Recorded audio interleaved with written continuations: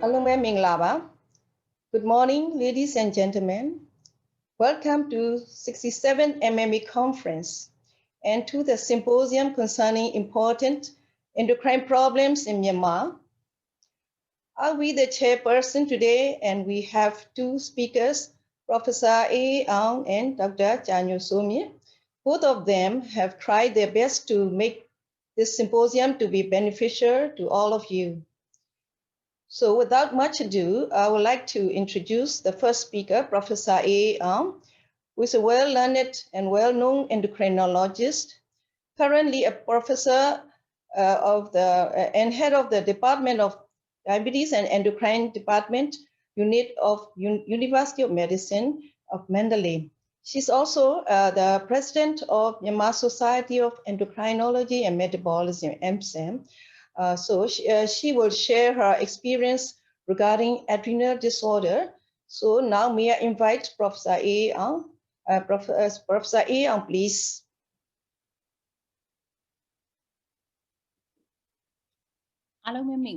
Thank you so much, Mama, for your kind introduction. I would like to share my presentation.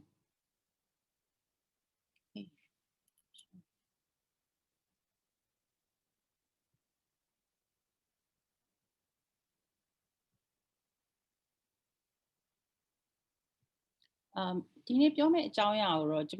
adrenal disorders not as rare as you might think.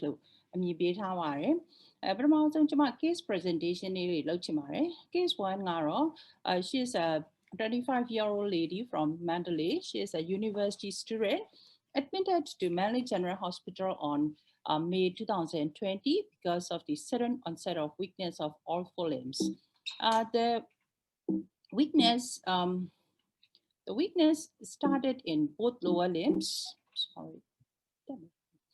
Both lower limbs, and then progressed to involve the upper limbs. No sensory symptoms, no sphincter problems, and she has normal cognitive function. Motor power were 1.5 in both lower limbs and 4.5 in both upper limbs. Reduced tone and deep tendon reflexes are present in all four limbs.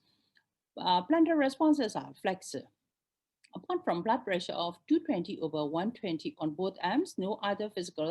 abnormal physical signs. And because of the flaccid type of severe muscle weakness, serum electrolytes were measured. And as you expected, serum potassium level was low at 1.9 millimole per liter. Other renal function, urine RE, random blood sugar, thyroid function, magnesium, and normal. Chest X-ray revealed no abnormality. And this is the hypokalemia diagnostic tree. So to find out whether the loss is through the renal or GI, we have 10 urinary potassium, and it was 23.9 millimole per liter. So it indicates the renal loss with hypertension.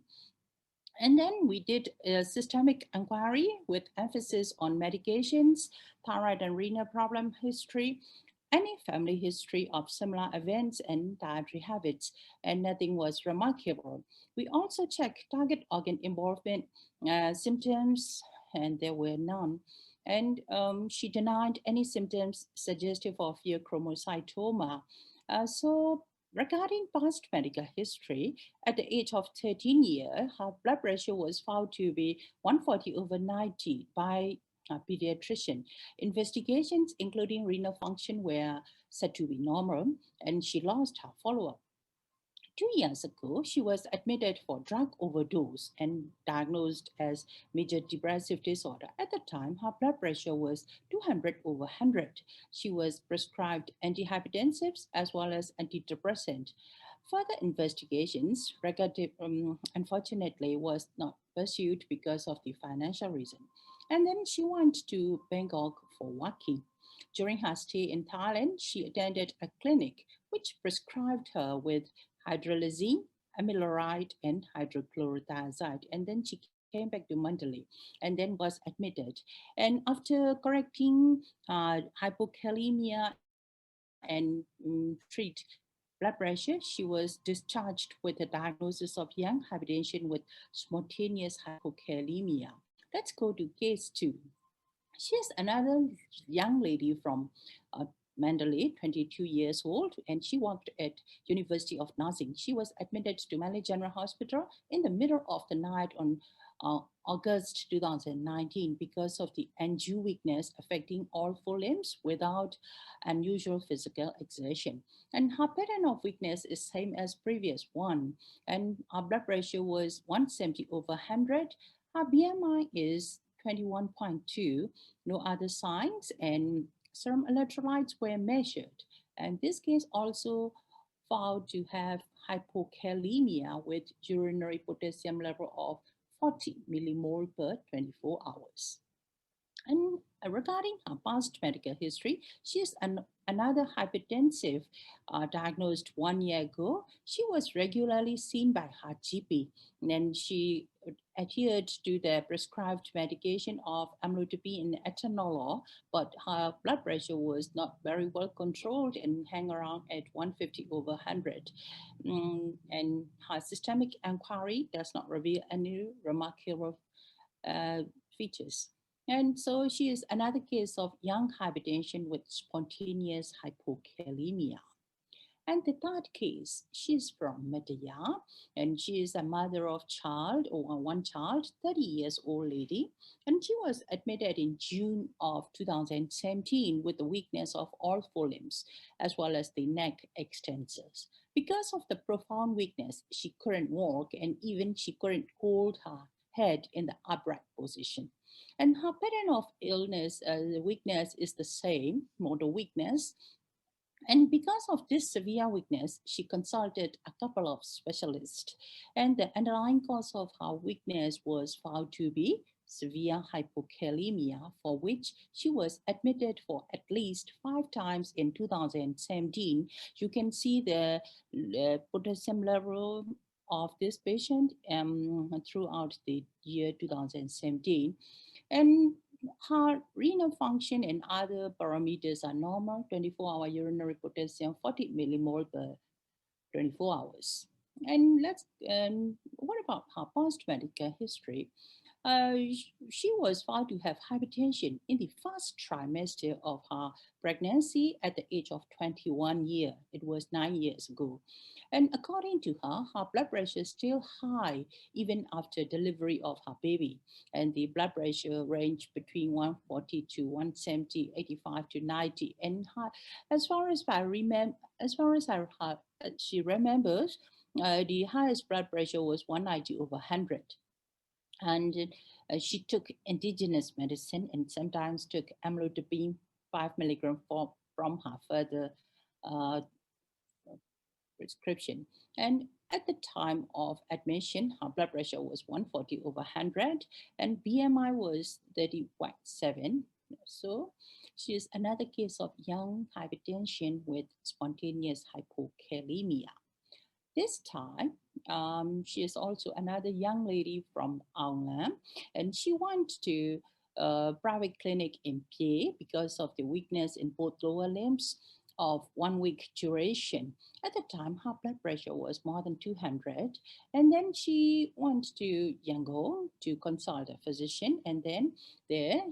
her potassium level was found to be low in addition to hypertension. And after taking antihypertensive medications, blood pressure settled gradually, but still hang around at the level of 150 over 110. And this is how potassium level and urinary potassium was 37 millimole per 24 hours. So another case of young hypertension with spontaneous hypokalemia. And this time, the patient is a male headmaster from Singhu Township, 52-year-old man. She was admitted to our hospital in May 2016 because of the all four limb weakness for 3 days. The pattern of weakness is the motor weakness, and his blood pressure on admission was 130 over 80, and body weight was 89 kg. And serum electrolytes were measured. He is also a case of hypokalemia, but at the time he does not have hypertension. His urinary potassium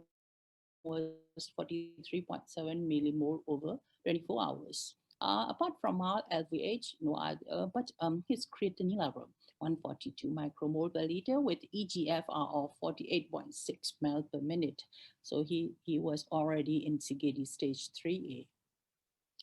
And at the time, his potassium was 2.4, 2.7. So at that stage, the diagnosis was hypokalemic paralysis. And he was discharged with potassium supplement. And at follow-up, his potassium is still low and aldactone was added.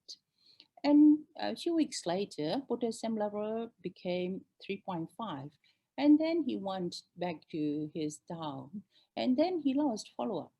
And and unfortunately, he did not adhere to the prescribed drugs. He experienced 2 episodes of weakness over 2 years, but he is a clever guy, so he took potassium supplement himself and he recovered from the weakness.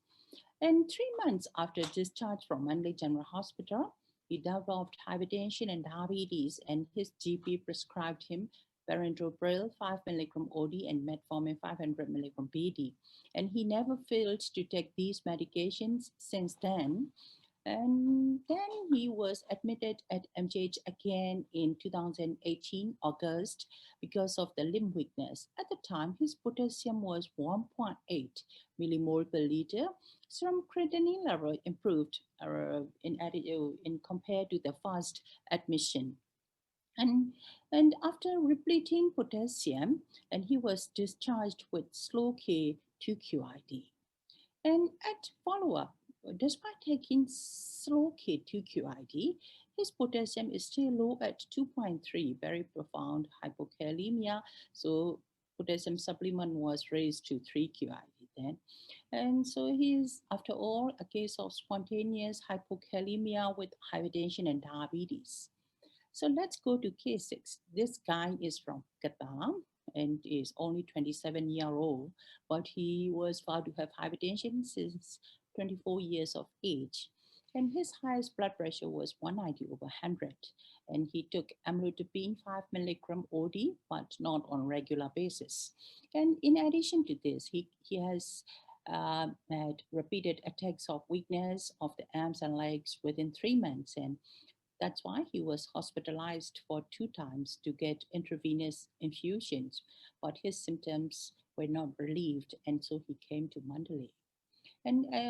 at the time of arrival, his blood pressure was 170 over 100. Other examinations were normal. And this is his potassium level, 2.1, 2.7. So 24-hour urinary potassium was high at 76 millimole per day. So after all, he is another case of young hypertension with spontaneous hypokalemia. So in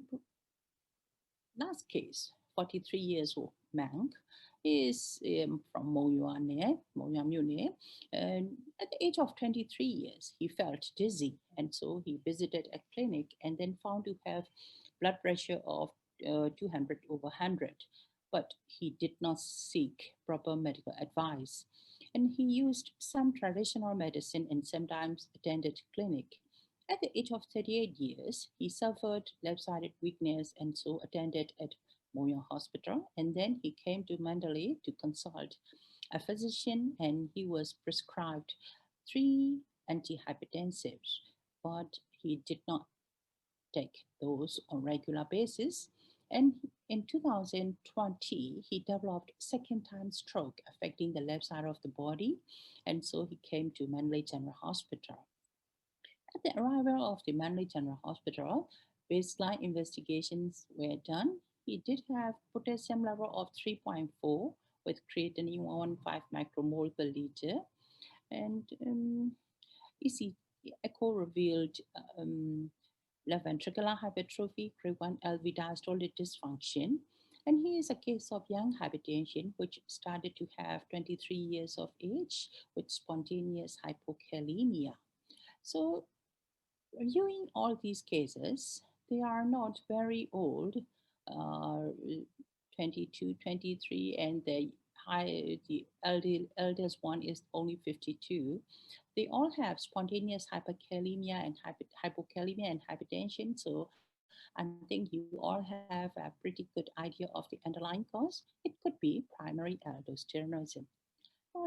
primary aldosteronism ဆိုတာကျွန်မဒီနေ့ပြောချင်နေတဲ့အကြောင်းအရာပါပဲ။ဘာကြောင့်ဖြစ်တာလဲဆိုတော့ဒီ adrenal gland ရဲ့ zona glomerulosa ကနေပြီးတော့ aldosterone တွေ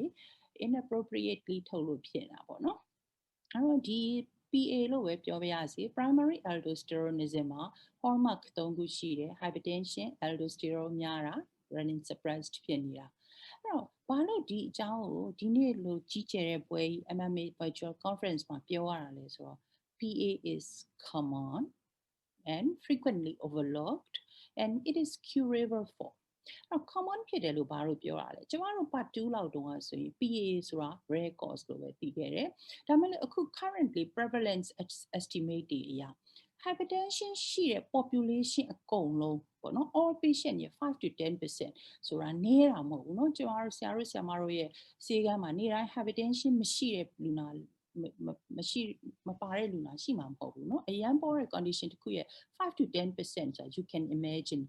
treatment resistant hypertension များဖြစ်သွားရင်တော့20% လောက်တောင်ရှိတယ်နော် severe case ဖြစ်ရင်ပိုများတယ်160 100အထက်ဆိုခဲ့လို့ရှိရင်12% လောက်တောင်ရှိရဆိုဆရာတို့ဆရာမတို့ရဲ့ hypertension လူနာတွေကဘယ်လောက်များ PA ရှိနေမလဲဆိုတာစဉ်းစားလို့ရတယ်အဲ့တော့ဒါ common ဖြစ်တယ်လို့ပြောချင်ပါတယ်နောက်တစ်ခုက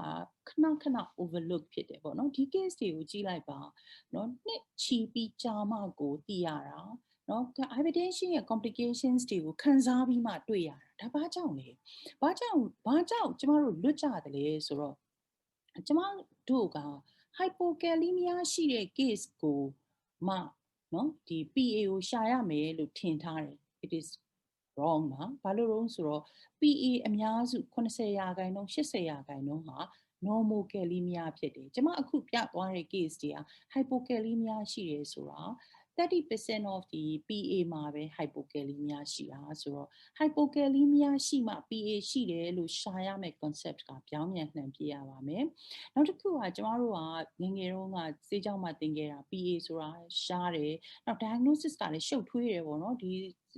ယောဂါကိုစမ်းသပ်တော့မယ်ဆိုရင်ကျမတို့ကဆေးတွေကိုဖြတ်ပြရမယ်လို့เนาะအဲ့ဒါမျိုးတွေရှုပ်ထွေးတယ်ထင်တော့ကျမတို့ရဲ့ diagnostic algorithm တွေကိုလည်း simplify လုပ်ရပါမယ်။နောက်တစ်ခုကဘာထူးလဲကွာ PA ဆိုတာလဲနောက်ဆုံးတော့သွေးတိုးတာပဲငါတို့သွေးတိုးတာကိုကုလိုက်ရင်ရောမပြီးဘူးလားပေါ့ဆိုတော့မပြီးပါဘူးဘာလို့လဲဆိုတော့ PA ကရိုး essential hypertension နဲ့မတူပါဘူးသူမှာ higher risk for cardiovascular morbidity and nephrotoxicity ရှိတယ်အဲ့ဒါကို specific aldosterone toxicity လို့ခေါ်ပါတယ်เนาะအဲ့ဒါကြောင့်မလို့ဒီ meta analysis လုပ်ထားတဲ့အခါကျတော့သူက PA ရှိတဲ့လူတွေနဲ့ရိုး essential hypertension ရှိတဲ့လူတွေကိုရှင်လိုက်လို့ရှိရင် PA ရှိတဲ့လူတွေမှာ stroke ဖြစ်နိုင်တဲ့ odds ratio အထူးသဖြင့် atrial fibrillation ရနိုင်တဲ့ odds ratio coronary artery disease ရနိုင်တာ heart failure ရနိုင်တာတွေကပိုများတာကိုတွေ့ရတယ် diabetes နဲ့ metabolic syndrome တွေလည်းပိုများတာကိုတွေ့နိုင်ပါတယ်เนาะဘာလို့ဖြစ်တာလဲဆိုတော့ဒီ pathogenesis အရာဆိုရင် aldosterone ကများတယ်သူပြင် salt intake တွေလည်းများတယ်ပေါ့နော်ကျမတို့ဗမာတွေကငန်နေစားကြတာပေါ့ကျမတို့ပိုသတိပြုမိတင်တယ်အဲ့လိုလူတွေမှာဒီ aldosterone ရဲ့ဒီ effect အရာเนาะ salt and water retention တွေများ preload တွေများပြီးတော့ LVH ရမယ် fibrosis ရမယ် LA dilatation ရပြီးတော့ they are very prone to have atrial fibrillation အဲ့ဒါအပြင် endothelial dysfunction ရတယ် arterial stiffening တွေရတယ်เนาะ left ventricles ကြီးကပိုပြီး stiff ဖြစ်လာပြီးတော့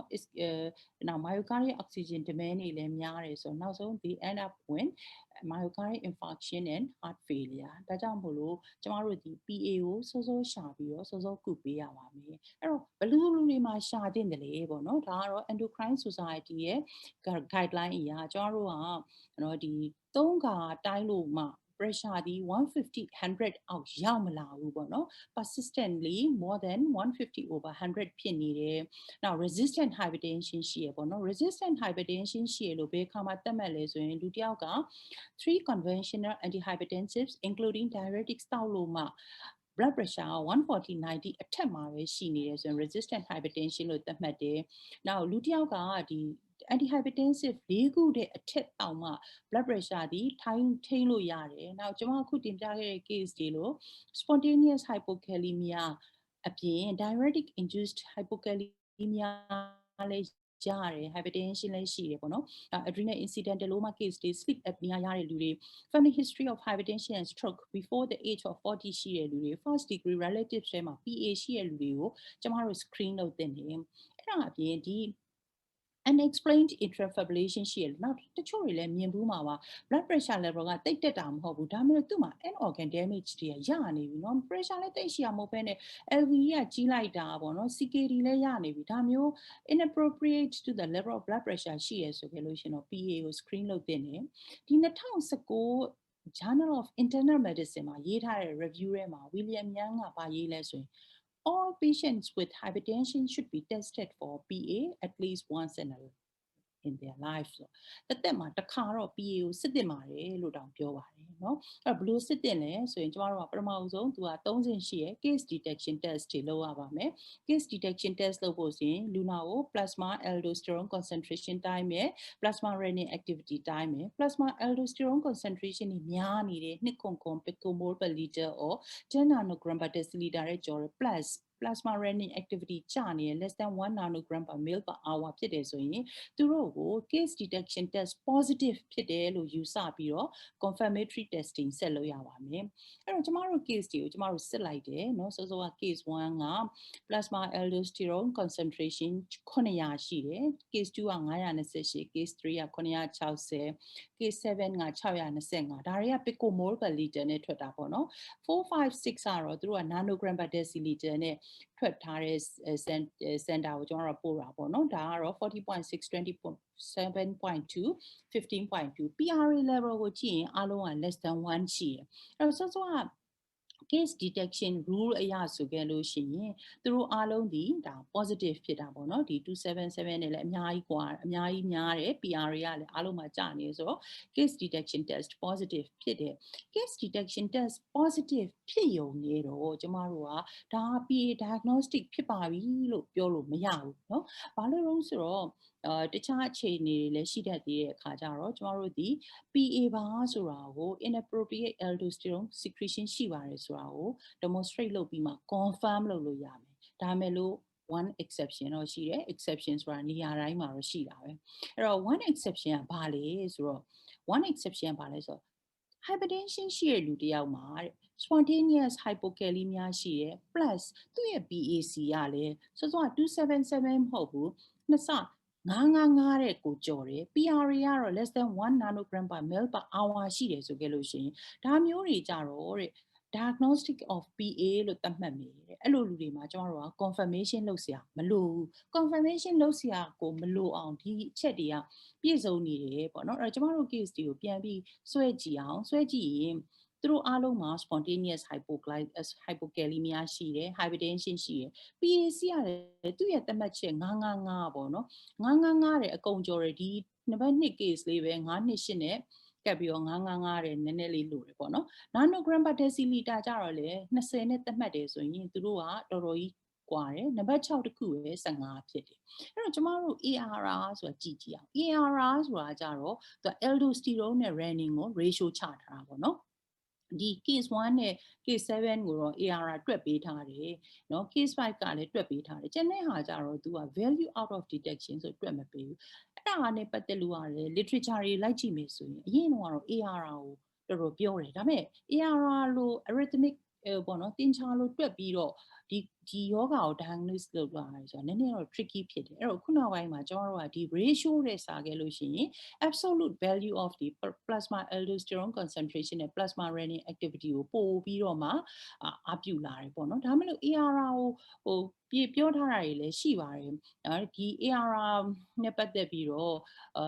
ပြောထားတဲ့ဟာကတော့ပါလဲဆိုတော့ဒီ20ကျော်ရင် ARR 20ကျော်ခဲ့လို့ရှိရင် PA ကို suspicious ဖြစ်တဲ့နဲ့30ကျော်ရင်တော့ဒါ diagnostic ဖြစ်တယ်လို့ဆင်ထားတယ် ARR more than 50ဆိုခဲ့လို့ရှိရင်တော့ virtually diagnostic of PA ဆိုတော့စောစောက case number 5လေး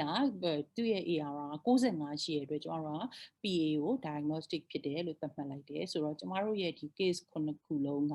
ကျွန်တော်တို့ confirmatory test မသွားတော့ဘဲနဲ့ it is diagnostic for PA လို့သတ်မှတ်လိုက်တယ်ဆိုတော့အဲ့တော့ confirmatory test ဒီ case တွေမှာတော့ကျွန်တော်တို့မသွားခဲ့ဘူးပေါ့နော်သွားမယ်ဆိုရင်ဘာတွေရှိလဲ oral sodium loading test ရှိရယ် IV saline infusion test ရှိရယ် fluoride cortisone suppression test ရှိရယ် captopril stimulation test ရှိတယ်အဲ့တော့ confirmation လုပ်ပြီးကျွန်တော်တို့နောက်တစ်ဆင့်ရပါလဲဆိုတော့ subtyping လုပ်ရတယ်နော် PA ရဲ့ diagnosis က3ဆင့်ပဲပါတယ် case detection ရယ်နောက်တစ်ခုကဆိုတော့ confirmation ရယ် subtyping ရယ် subtyping ကြတော့လွယ်လွယ်ကူကူမှတ်ချင်တယ်ဆိုရင် unilateral bilateral familial ဆိုပြီးရှိတယ်အဲ့တော့ unilateral ကဘာတွေပါလဲဆိုတော့တစ်ဖက်ထဲမှာပဲ aldosterone producing adenoma APA ဆိုတာရှိတယ်သူက30%ပဲရှိတယ်အများစုက bilateral idiopathic hyperplasia BAH လို့လည်းခေါ်တယ် bilateral adrenal hyperplasia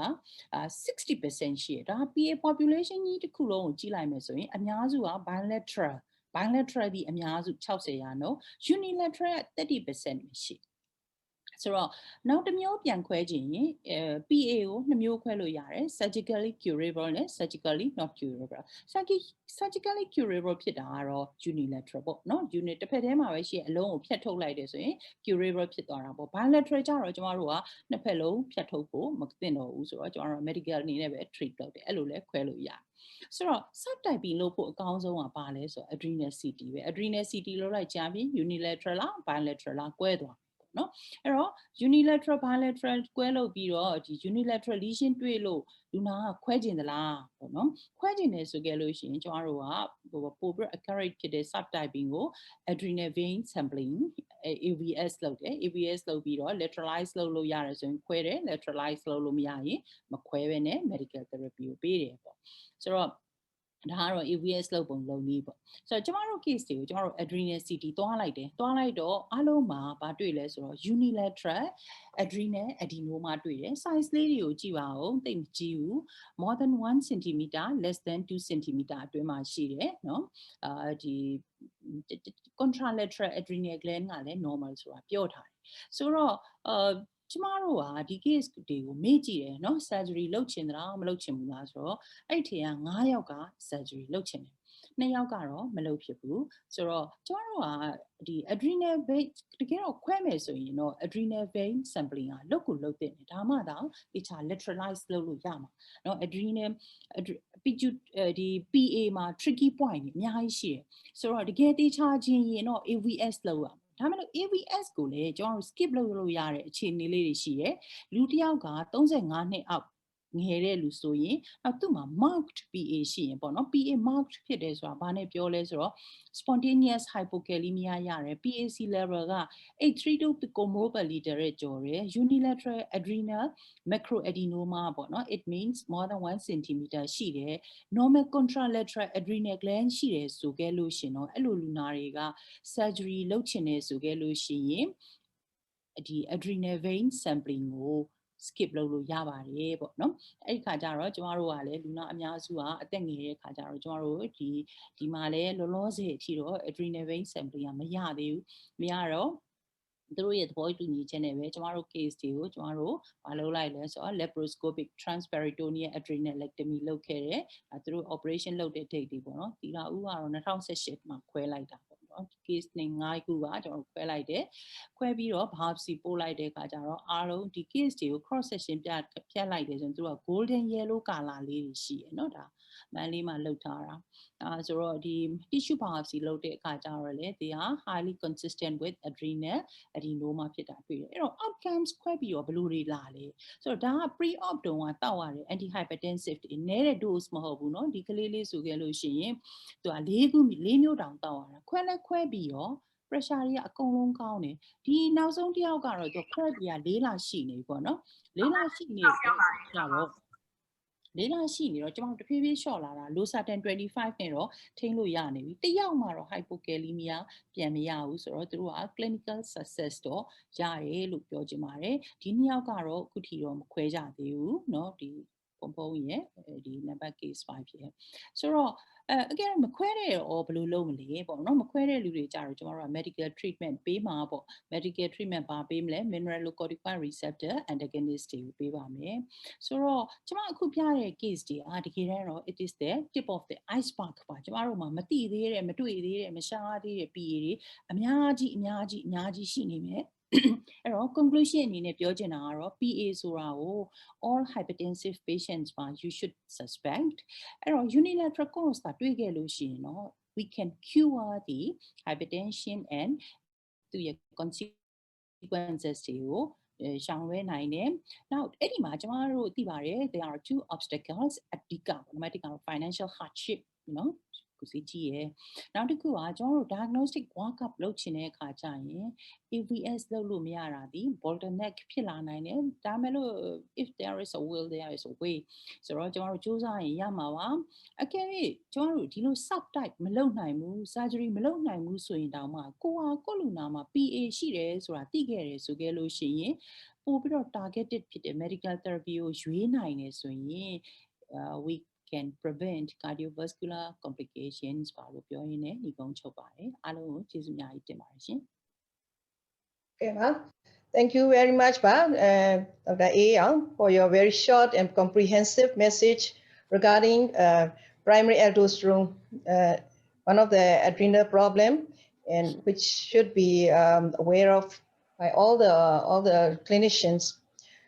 And so, as the time is running short, may I call upon the second speaker? She is Dr. Chanyu Somye. She's going to talk about the thyroid nodule problem. She's a very active young endocrinologist who have achieved many qualifications, including high qualification for the endocrinology. And also she has many experience of the international experience training as an observership in Singapore, United States, and UK. So ladies and gentlemen, please enjoy your interesting talk given by Dr. Chanyu Somye.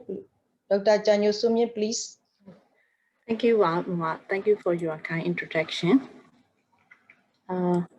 Today, the symposium a clinical pass in thyroid nodule, how to approach from the endocrinology perspective of Jodha.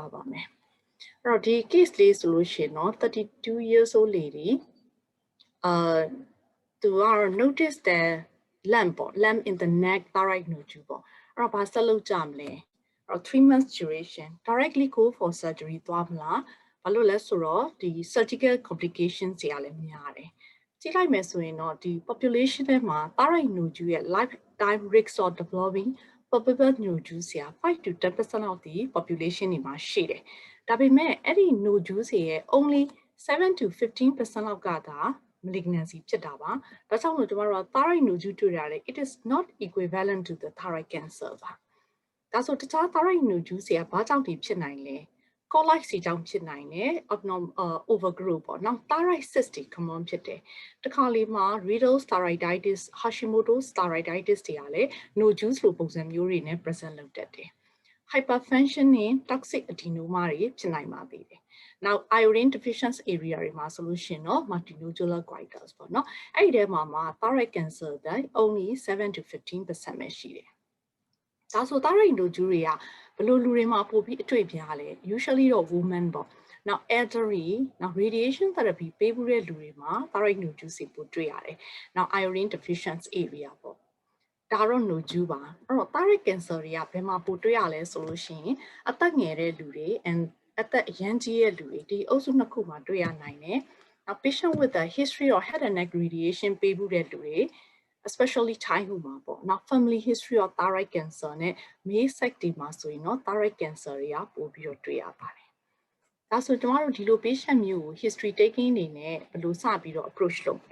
Risk factor for thyroid malignancy history ma be low bare. The gallo young ere lui maro medullary thyroid cancer portray the cheek ere lui conase joint anaplastic chitate. Now symptom dysphagia, dysphonia sheila, radiation therapy labo, family history ma thyroid cancer sheila. At the chile lurima, painless rapid extension of the painless thyroid mass solution or malignancy sequare. Probable chite nodule probable chite nodule malignancy risk at to do babe. Salomima malignancy mahoku, the Kali ultrasound like incidentally to the thyroid nodule malignancy risk shibai. Or a patient live media like Qatar to a mima, thyroid surgery or look but unless we reason of the charm no or to a nodule or painless enlargement. Nodule to code to be solution or actually follow the lower 9 condition she last or assess local lure, Ubama stridane la lymphadenopathy is sheila. သူ့မှာ hostness တွေ change in voice ရှိလားပေါ့တခါလေးမှာမေးလိုက်ရင်ဒီ nodule က rapidly expanding within a few weeks ဆိုလို့ရှိရင်လည်းဒါ NDA ရှိပါတယ် now pack ပေါ့ FTG pack ကိုတခြား reason နဲ့ရိုက်လိုက်တယ်ဒါပေမဲ့သားရိုက်မှာသွားပြီးတော့ AFib ဖြစ်တဲ့ lesion တွေ့လို့ရှိရင်ဒီလို FTG active ဖြစ်တဲ့ lesion တွေက malignancy ဖြစ်နိုင်ပါတယ်အဲ့တော့ကျမတို့ရဲ့ patient မှာတော့ဒီ history လေးကိုမေးကြည့်တာဘာမှမရှိဘူးပေါ့နော်ဟုတ်ပြီဒါဆိုရင်တော့ဆက်ပြီးတော့စမ်းမယ်ပေါ့ examination လုပ်ကြည့်တဲ့အခါမှာ malignancy ကိုတွေ့နိုင်တဲ့ examination focus လုပ်ရမယ်အဓိကအဖြစ် thyroid nodule က fix ဖြစ်နေတယ် immobile ဖြစ်နေရဆိုတော့ malignant ဖြစ်တတ်တယ် now presence of the cervical lymph adenopathy ပေါ့အဲ့တော့သူ့မှာ lymph node တွေရှိနေလား multinodular criteria လည်းတစ်လုံးနဲ့ရှိတဲ့ single nodule လိုပဲ malignancy risk ကအတူတူပါပဲ multinodular ကနေ malignancy ဖြစ်နိုင်တဲ့ risk က 1 to 17% လောက်ရှိတယ် now patient ရဲ့ thyroid status ပေါ့နော် thyroid ကသူက hypo ဖြစ်နေတာလား hyper features ဖြစ်နေတာလားကိုစမ်းကြည့်ဖို့လိုတယ်အဲ့တော့ဒီ patient မှာတော့ right မှာ firm nodule လေးတွေ့တယ် lymph node တွေဆန်းလို့မမိပါဘူး clinically တော့ euthyroid ပဲအဲ့တော့ examination ပြီးသွားရင်ဘာ test တွေလုပ်မလဲပေါ့ thyroid function test လုပ်ပါမယ်များသောအားဖြင့် thyroid cancer တွေက biochemically euthyroid ပါ hyper တွေ့ခဲ့တယ်ဆိုလို့ရှိရင်တော့သူတို့ဒီ nodule က toxic adenoma ဖြစ်ဖို့ပိုများတယ် benign ဖြစ်ဖို့ပိုပြီးတော့ chance ရှိတယ်ပေါ့ပြီးရင်တော့ thyroid ultrasound ဆက်သွားပါမယ်အဲ့တော့ကျွန်တော်တို့တိုင်းနေတဲ့ serum thyroglobulin ပေါ့ဒီ serum thyroglobulin က most of the thyroid disease တွေမှာများနေတိုင်းတယ်ဒါကြောင့်မလို့ thyroid cancer ကို diagnosis လုပ်ဖို့အတွက်တော့သူက specific မဖြစ်ဘူးဒါပေမဲ့ခွဲပြီးသွားပြီဆိုလို့ရှိရင်တော့ monitor of the recurrence အတွက်တော့ thyroglobulin ကအသုံးတည့်ပါတယ်အဲ့တော့ thyroid nodule တစ်ခုကိုတွေ့ပြီဆိုလို့ရှိရင်ကျွန်တော်တို့ TSH ဖောက်လိုက်မယ် TSH က suppress ဖြစ်နေလားနည်းနေရဆိုလို့ရှိရင်တော့ radio isotope scan ပေါ့ thyroid scan ကိုသွားလိုက်ပါအဲ့တော့ thyroid scan မှာဒီအလုံးလေးကuptake အများကြီးဖြစ်နေရဆိုတော့ဒါကို hot nodule လို့ခေါ်တယ် hot nodule ကနေ malignancy ဖြစ်ဖို့က less than 1% ပဲရှိတယ်အဲ့တော့ဒီ nodule က thyroid တခြား gland လိုပဲအကုန်လုံး uptake လုပ်တယ်ဆိုရင် 1 nodule ပါအဲ့တော့ဒီအလုံးလေးက uptake မလုပ်ဘူးဆို9 nodule လို့ခေါ်ပါတယ်အဲ့တော့9 nodule ကနေ malignancy ဖြစ်တဲ့ risk ကတော့ 5 to 10% ပဲရှိပါတယ်9 nodule ဘာတွေကြောင့်ဖြစ်နိုင်လဲဆိုခုနပြောခဲ့တဲ့ colloid တို့ Hashimoto-thyroiditis တွေကလည်းဖြစ်နိုင်တယ် malignancy ကလည်း9 nodule ဖြစ်နိုင်တယ်အဲ့တော့ကျွန်တော်တို့အလုံးတစ်လုံးကိုတွေးလို့ရှိရင် hyperfunctioning nodule တွေးလိုက်လို့ရှိရင်သူက malignancy ဖြစ်နိုင်ခြေနည်းသွားပါပြီအဲ့တော့ hot nodule toxic adenoma ကိုတော့ definitive therapy ဖြစ်တဲ့ surgery တို့ REI တို့သွားဖို့လိုပါမယ်တကယ်လို့ TSH က normal ကို increase ဖြစ်နေရဆိုရင်တော့နောက်တစ်ဆင့်ဒီ thyroid ultrasound သွားပါမယ် thyroid ultrasound ကိုကြည့်ပြီးတော့မှသူ့ရဲ့ criteria ကို assess လုပ်ဖို့လိုမယ် FNA ယူမယ်မယူဘူးပေါ့နော်အဲ့တော့ဒီ case ကိုစစ်လိုက်တဲ့အခါကျတော့ TSH က 2.1 ဆိုကျွန်တော်တို့ thyroid ultrasound ဆက်သွားမယ်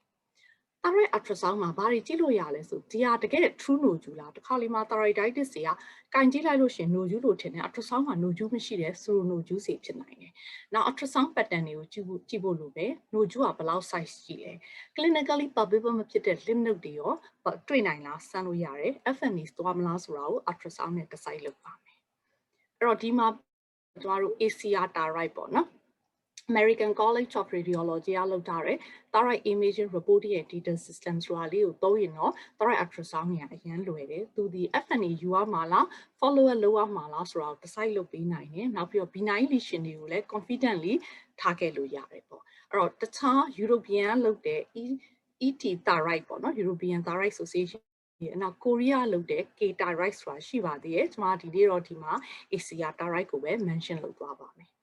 အဲ့တော့ thyroid ultrasound ကြည့်ရင်ဘာတွေကိုကြည့်ရမှာလဲ composition echogenicity shape margin ရဲ့ echogenic foci ကိုကြည့်ပါမယ်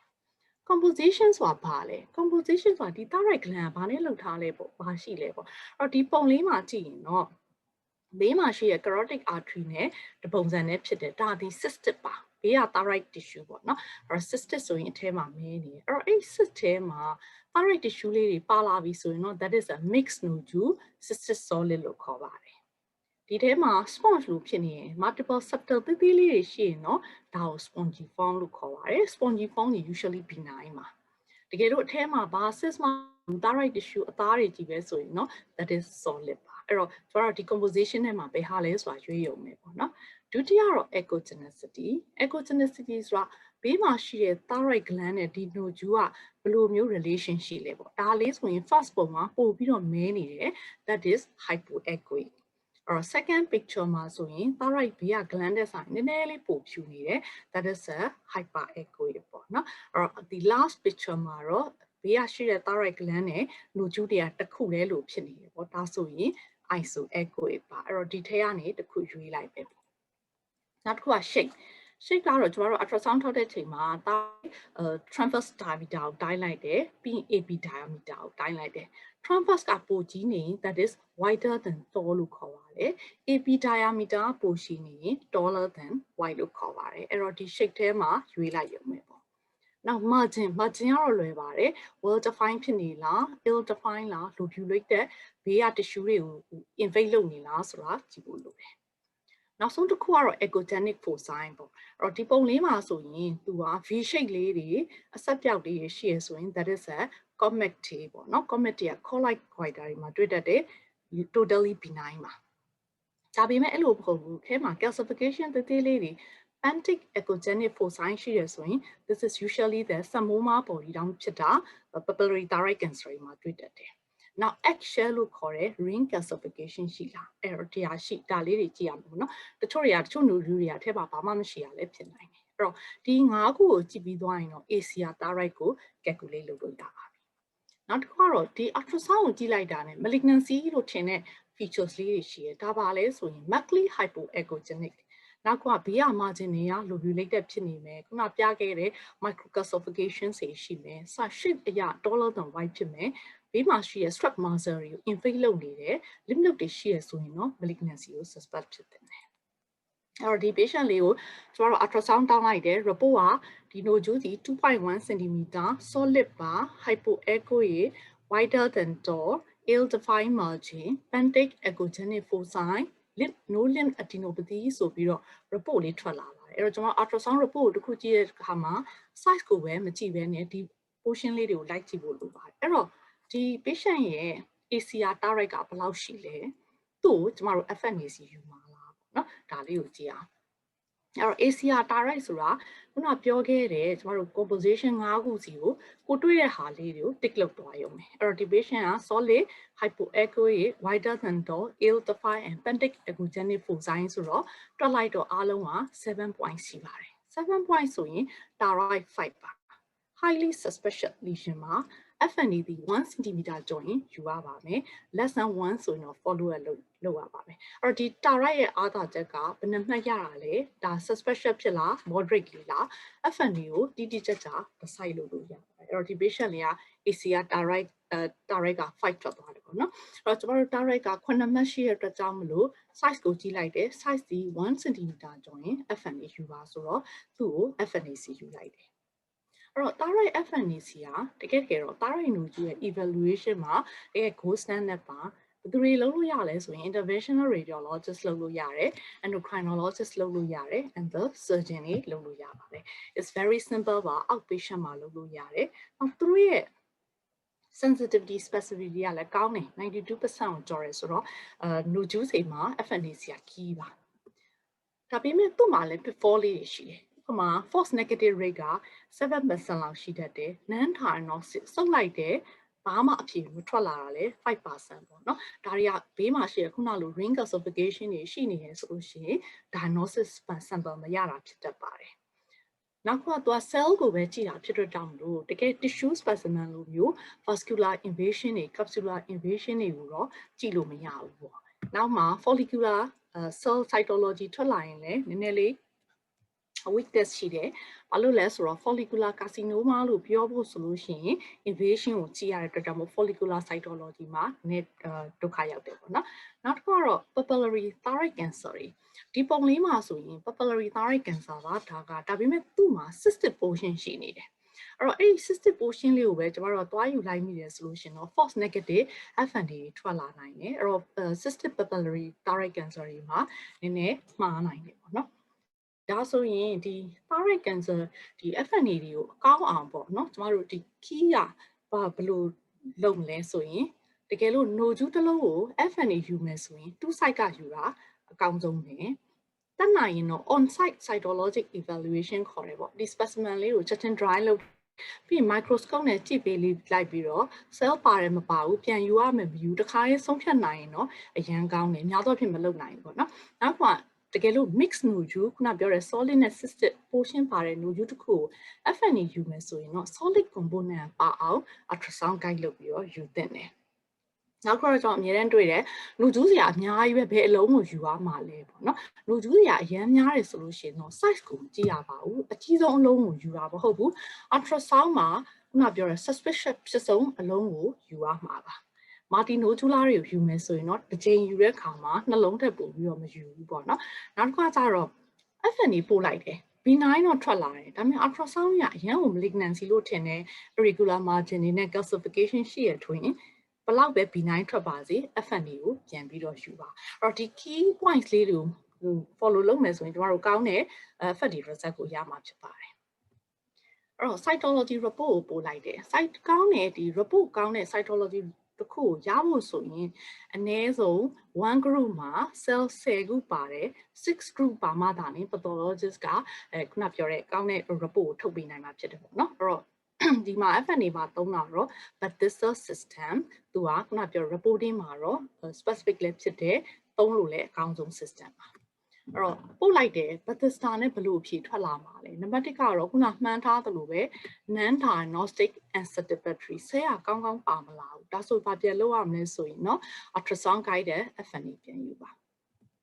B9 ထွက်နိုင်တယ် B9 ဒီ 80% လောက်က B9 ထွက်တာပါဒါဆိုရင်တော့ monitor လုပ်ဖို့လိုပါတယ်အဲ့တော့နောက်တစ်ခုကတော့ suspicious of malignancy နဲ့ malignant ဆိုပြီးတော့ထွက်လာနိုင်တယ်ဒါဒီ 5% လောက်မှာထွက်တတ်တယ် malignant လို့ထင်ရင်တော့ surgery လုပ်ပါအဲ့တော့ဂျားထဲမှာဘာထွက်နိုင်လဲဆိုတော့ indeterminate ဆိုတာထွက်လာတယ်ဒါမသေးကြဘူးပေါ့ဘလို့ဟာမျိုးတွေလဲဆိုရင်တော့ ATPR indeterminate significant as နဲ့ FLUS ထွက်လာနိုင်တယ်ပေါ့နော်ဒါဆိုရင်တော့ patient နဲ့တေချာ counseling လုပ်ပါ FNA ပြန်ယူဖို့လိုရင်ယူရပါမယ်မသေးချာရင်တော့ ultrasound ကအရန်တူတယ်ဆိုရင် diagnostic surgical excision လုပ်လိုက်ပါ molecular testing တွေကတော့သိလည်းမလုပ်နိုင်ဘူးပေါ့နော် genetic testing လုပ်လို့ရပါတယ်ဒါပေမဲ့ follicular သာထွက်လာမယ်ဆိုလို့ရှိရင်တော့ diagnostic surgical excision လုပ်ပြီးတော့ biopsy ပို့လိုက်တာပြီးအကောင်းဆုံးပဲဖြစ်ပါမယ်အဲ့တော့ကျမတို့ဒီ patient လေးကို FNA ယူလိုက်တဲ့ခါကျတော့ suspicious for malignancy ထွက်လာပါတယ်ဒါဆိုရင်ဘာဆက်လုပ်ရမလဲပေါ့နော်အဲ့တော့ malignant မထွက်ပဲ B9 ထွက်ခဲ့ရင်ရောပေါ့အဲ့တော့ B9 ဆိုရင်ရောဘာလုပ်မလဲ B9 နိုဂျူးတွေက ultrasound ကိုတစ်နှစ်နေရင်ပြန်ရိုက်လို့ရပါတယ်နောက်တစ်ခါမှာ ultrasound ကဒီအရင်ရိုက်ခဲ့တဲ့အတိုင်းပဲအရင်က stable ဖြစ်တယ် size ကလည်းဒီတိုင်းပဲဆိုရင်တော့နှစ်နှစ်ဒီမှာပြန်ပြီးတော့ repeat လုပ်ပါတကယ်လို့တစ်နှစ်မှာပြန်ပြီးတော့ ultrasound guided FNA လုပ်ခဲ့လို့ B9 ထွက်ခဲ့တယ်ဆိုလို့ရှိရင်နှစ်ခါ B9 ထွက်ရင် ultrasound surveillance လုပ်စရာမလိုပါဘူးနိုဂျူးကပထမတစ်ခါတော့ B9 ထွက်ထားတယ်ဒါပေမဲ့ size ကကြီးလာတယ် symptom တွေရှိလာတယ်ဆိုရင်လည်းအချိန်မီ FNA ယူဖို့လိုပါဒါကတော့ B9 ကိုကျူးစေပါเนาะဟုတ်ပြီအဲ့တော့ကျမတို့ကဒီ malignant cytology ထွက်တဲ့အကြောင်းမလို့သူ့ကို total thyroidectomy လုပ်လိုက်ပါတယ်အဲ့တော့ indication for surgery က B9 နိုဂျူးတွေရောလုပ်လို့မရဘူးလားဆိုရပါတယ် B9 နိုဂျူးတွေဘယ်ချိန် surgery လုပ်မလဲ local pressure symptom တွေဖြစ်လာတယ်နိုဂျူးစရာအများကြီးရှိတယ် follow up လုပ်ရတာခက်တယ်နောက် ultrasound ကတော့အရန်တူပြီးတော့ B9 cytology ထွက်တယ်ဆိုရင်လည်းလုပ်သိရင်လုပ်ဖို့လိုတယ်အဲ့တော့ malignancy မှာthyroidectomy လုပ်ရတဲ့ရည်ရွယ်ချက်ကတော့ခုနပြောသလို tumor ကိုဖယ်ဖို့ရယ် recurrence ကို minimize လုပ်ဖို့ရယ် RAI ပေးတဲ့အခါမှာ facilitate လုပ်ဖို့ရယ်ပေါ့နော်အဲ့တော့ thyroid surgery ကတော့ total thyroidectomy လုပ်တယ်ဆိုရင်များသောအားဖြင့် high volume surgeon တွေလုပ်တဲ့အခါမှာ complication တွေတော့နည်းတတ်ပါတယ်အဓိကကတော့ permanent hypothyroidism နဲ့hypoparathyroidism တွေကပို့ပြီးတော့ common ဖြစ်တယ်ပေါ့နော်ဒါပေမဲ့ high volume surgeon လုပ်တယ်ဆိုလို့ရှိရင်တော့ဒီ complication တွေကအရင်ကနည်းပါတယ်အဲ့တော့ biopsy ရလာပြီးခွဲလိုက်ပြီးပို့လိုက်တဲ့အခါမှာသူက intraoperative မှာကြည့်ရတယ်ဘယ်နားတွေကိုကတ်နေလဲပေါ့ histology မှာလည်း invasion တွေရှိလားဆိုပြီးတော့ကြည့်ဖို့လိုတယ်အဲ့တော့သူက differentiated papillary thyroid cancer with invasion ဆိုပြီးတော့ histology report လေးထွက်လာပါတယ်ဒါဆိုရင်ကျမတို့က clinical pathological risk ကအရင်ရေးကြည့်တယ် American Thyroid Association 2005ကနေပြီးတော့ recurrence ဖြစ်နိုင်တဲ့ risk ပေါ့ဒီက clinical နဲ့ pathological အဖြေတွေကိုကြည့်ပြီးတော့ထုတ်ထားတာပါသူ့မှာ low risk ဆိုတာရှိတယ် low risk ဆိုတာဘာလဲဆိုတော့ recurrence low risk ကအရင်ကောင်းတဲ့ surgery မျိုးပေါ့အကုန်လုံးကုန်သွားတယ် metastasis ဘာမှမရှိဘူး regional lymph node လဲဘာမှမရှိဘူးဆိုတော့ကျမတို့ low risk ပါဒါပေမဲ့ဒီ patient လိုမျိုး microscopic invasion လေးတွေတွေ့တယ် clinically မှာတော့ note ကမရှိဘူးဒါပေမဲ့ခွဲလိုက်တဲ့ specimen မှာပါသွားတဲ့ vascular invasion တွေရှိရဆိုလို့ရှိရင်တော့ intermediate risk ပေါ့နော်အဲ့တော့ high risk ကတော့ရှင်းပါတယ် high risk ကတော့ခွဲကနေကဘေးက tissue တွေကိုကတ်နေတဲ့ distant metastasis တွေရှိတယ် lymph node ကလည်း3 cm ကျော်တယ်ဆိုလို့ရှိရင် that is a high risk ပါအဲ့တော့ဒီ patient ကတော့ ATA intermediate risk တွေဝင်သွားတယ်ပေါ့နော်အဲ့တော့ကျွန်တော်တို့ဒီ risk ကိုဘာလို့ခွဲဖို့အရေးကြီးလဲဆိုတော့ management ကဒီ risk ပေါ်မှာ depend ဖြစ်ပါတယ် differentiated thyroid cancer တွေရဲ့ treatment ကတော့ နံပါတ်1ကတော့ surgery ပါ surgery is a main ပေါ့ key ပေါ့နောက်ပြီးလို့ရှိရင်တော့ခုနပြောခဲ့တဲ့ recurrent risk ကို stratify လုပ်ဖို့လိုပါမယ်အဲ့တော့များသောအားဖြင့်တော့ low risk နဲ့တချို့သော intermediate risk တွေက radioactive အောင်ရင်ပေးစရာမလိုပေါ့နော် TSH suppression တော့လိုတယ် and the active surveillance ပေါ့အဲ့တော့ ATA high risk လို့ခေါ်တဲ့ခုနပြောတဲ့ lymph node တွေ local invasion တွေရှိလို့ရှိရင်တော့ radioactive iodine apply လုပ်ရပါမယ် TSH suppression နဲ့ active surveillance ပါအဲ့တော့ဘာလုပ်နိုင်လဲဆိုရင် TSH ကို suppress ဖြစ်ဖို့လိုတယ်ဘာလို့လဲဆိုတော့ TSH ဒီ growth factors for the thyroid nodule ပါဒါကြောင့်မလို့ TSH ပေးထားခြင်း suppress ဖြစ်ထားခြင်းအပြင် thyroid cancer ရဲ့ recurrence ကို reduce လုပ်နိုင်ပါတယ်ဒါကြောင့်မို့ levothyroxine နဲ့ suppress လုပ်ဖို့လိုတယ်အဲ့တော့လူတိုင်းကို radioactive iodine ပေးရမှာလားပေါ့နော်အဲ့တော့ဘလို့လူတွေမလို့ဆိုရင်ခုနပြောခဲ့တဲ့ဘာမှသိ invasion မရှိတဲ့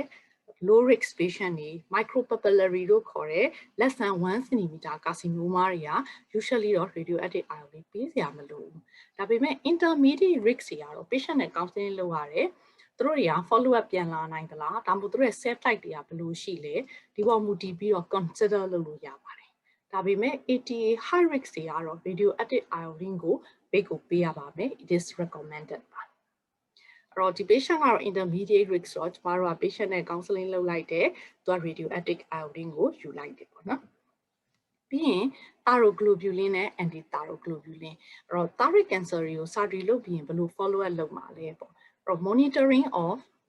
residual or recurrent disease after surgery ပါဒါပေမဲ့ thyroglobulin ဒီ thyroid follicle ဆီကထွက်တယ် thyroid gland လုံးဝမရှိတော့ဘူးဆို thyroglobulin should be low ပေါ့နည်းနေရမယ်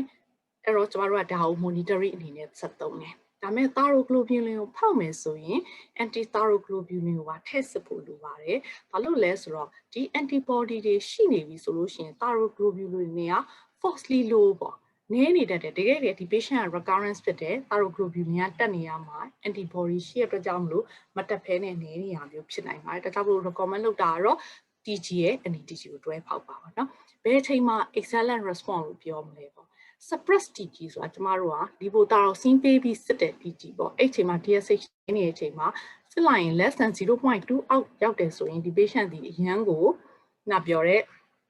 recurrence rate ကအရန်နေတယ် complete excellent response ပါ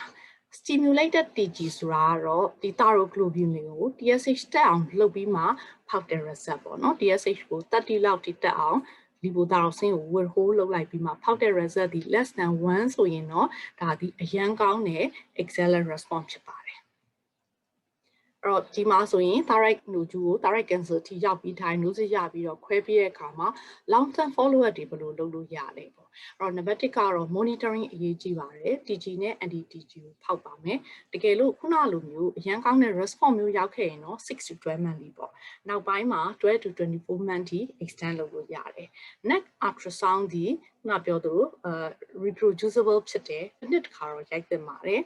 radio isotope ခုနပြောရဲ isotope whole body scan တွေကတော့တချို့ indication ရှိရလူတွေဒါမှမဟုတ် radioactive iodine apply လုပ်ထားပြီးတော့ post မှာလိုက်ပြီးတော့စစ်လို့ရတယ်လူတိုင်းကိုမစစ်ပေါ့ TG တွေတက်လာရင်တော့ scanning လုပ်တယ်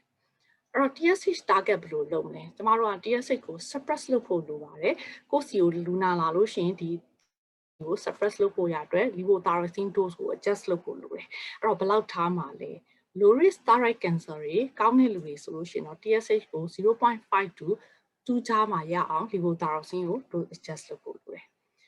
intermediate risk ပေါ့ခုန patient လူမျိုးဆိုရင်တော့ 0.1 to 0.5 အထိထားမယ်ဆိုရင်တော့အကောင်းဆုံးပါနောက် high risk patient တွေ high risk ဆိုတာတော့ခုန metastasis ရှိထားတဲ့လူမျိုးတွေဆိုရင်တော့less than 0.1 အောက်ထိရအောင်ထားဖို့လိုပါမယ်အဲ့တော့ဒီ case လေးက suppress TG ဖြစ်ပါတယ် TG ကိုတိုင်းလိုက်တဲ့ခါကျတော့ 0.2 ပေါ့သူရဲ့ TSH လေးကလည်း 0.3 ရအောင်ထားပြီးတော့ Levothyroxine ဆင်းကို adjust လုပ်ထားတယ် ultrasound နဲ့ပြန်ကြည့်တော့လေ residual tissue လည်းမရှိဘူး lymph node လည်းမရှိဘူးဆိုတော့ it's a happy ending ပေါ့နော် patient recovery နဲ့ happy ending ပါအဲ့တော့ဒီ multidisciplinary team လို့တယ်ကျမတို့ thyroid nodule approach လုပ်တဲ့ခါမှာ oncologist က ENT surgeon pathology နောက်က radio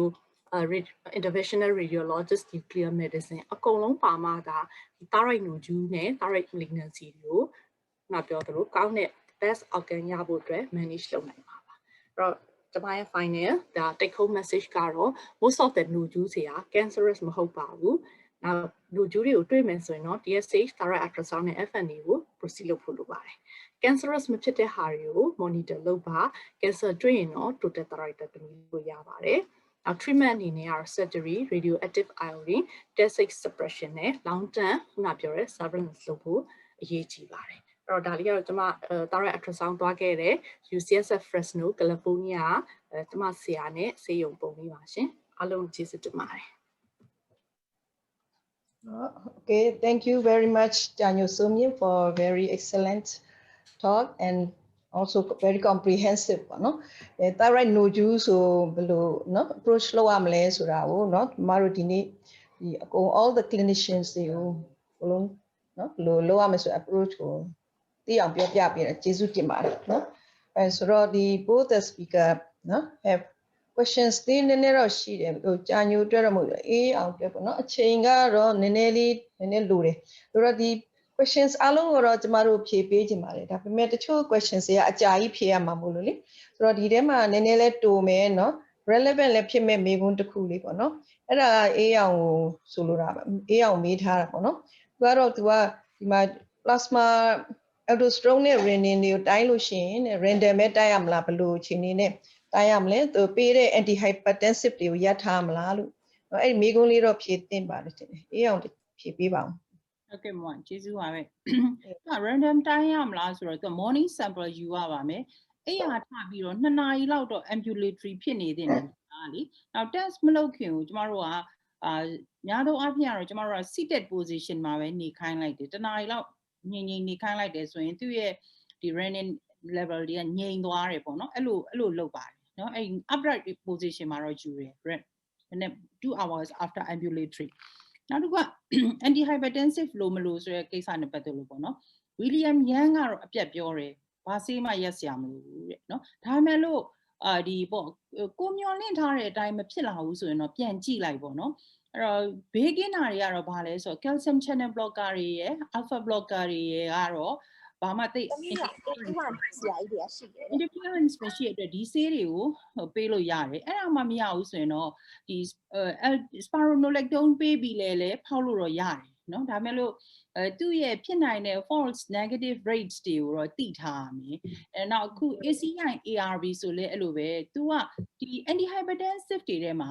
အများစုက false negative ကိုပဲဖြစ်စေတာfalse positive ကိုဖြစ်စေတဲ့ဆေးကတိတ်မပါဘူးမရှိသလောက်ပဲဒါပေမဲ့တချို့စာအုပ်တွေကတော့ beta blocker လေးတွေမှာတော့အနည်းငယ်ရှိရလို့ပြောတယ်ဒါပေမဲ့ ACI ARB diuretics တွေအများစုကတော့ false negative ပဲဖြစ်တာ false positive မဖြစ်ဘူးအဲ့တော့အဲ့ဆေးတွေတောက်ရက်နဲ့မှာကိုယ့်ရဲ့တွေးရှိချက်က positive screening ဖြစ်တယ်ဆိုခဲ့လို့ရှိရင်ဒါပေးကြတယ်ပေါ့နော်အဲ့တော့ဆေးတွေကရက်စရာမလိုဘူးရက်ချင်ခဲ့လို့ရှိရင်တော့အဲ့ဒီ spironolactone ကို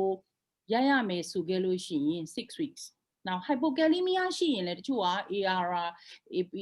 ABC ကိုမစစ်ဘူး hypokalemia မရှိနေသေးရင်ဘာလို့ဆို hypokalemia ကသူက aldosterone level ကိုကျစီတဲ့အခါကျတော့အဲ့မှာ false negative ထွက်သွားတယ်အဲ့ဒါကြောင့်မို့ potassium level ကို optimize လုပ်ပြီးမှဖောက်ရင်တော့ပိုကောင်းတယ်ကျေးဇူးဟုတ်ကဲ့ပါဆိုတော့ဒီချိန်ကလည်းအတိအကျပါပဲ45နော်12:45 so we are on time and we have give the very informative educations for အားလုံး GPs ရော clinicians တွေအားလုံးအတွက်ဒီနေ့ကျမတို့ endocrine subject အနေနဲ့ကျမတို့အများကြီးပညာပေးနိုင်ခဲ့ပါတယ်Paris speakers Professor A အောင်နဲ့ဂျာညိုစိုးမြင့်တို့ကိုလည်းနော်သူတို့ရဲ့ very excellent နော် presentation အတွက်အများကြီးကျေးဇူးတင်ပါတယ်လို့နော်ဟိုကြားရင်လည်းကျမတို့ဒီကုန်းချုပ်ပါရှင်နော်